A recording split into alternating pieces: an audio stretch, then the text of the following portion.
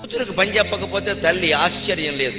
తల్లి కూతురికి పని చెప్పదు. చాలా కష్టపడి వచ్చింది అత్తారింట్లో, మళ్ళీ ఇక్కడ కూడా అదే చెయ్యాలా అంటుందంటే కోడలికి చెప్పడం ఇక్కడ. మరి కోడలు కూడా ఓ తల్లి కూతురే కదా, ఏ చేయలేరేటా మాత్రం మా అమ్మాయికి. అది అమెరికా నుంచి వచ్చింది అంట. మరి అమెరికా నుంచి వస్తే ఏమిటి గొప్ప, కూర్చోబెట్టి చేయండి అంట.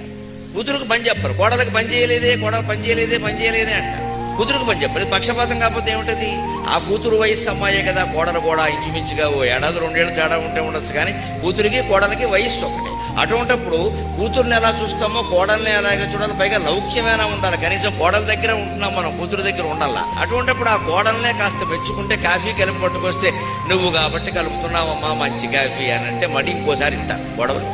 ఏమిటో మా రోజుల్లో కాఫీ వేరు, మా అమ్మాయి ఇంట్లో కాఫీ ఉంటుంది, వాళ్ళది ఫిల్టర్ కాఫీ, ఆ పొడిమే వేరు, అది 70-30, నీదేమో 60-40 వాళ్ళు ఇవన్నీ అనేదో అన్నాం అనుకోండి, ఈ కోడలకు ఒళ్ళు మడుతుంది. నేను ఎంత కష్టపడి ఈ ముసలిదానికి కాఫీ కల్పిస్తుంటే దీని కూతుర్ని మెచ్చుకుంటోంది అని కాఫీ అక్కడ పారేసి రేపటి నుంచి నువ్వే కలుపుకో, నాకు అవసరం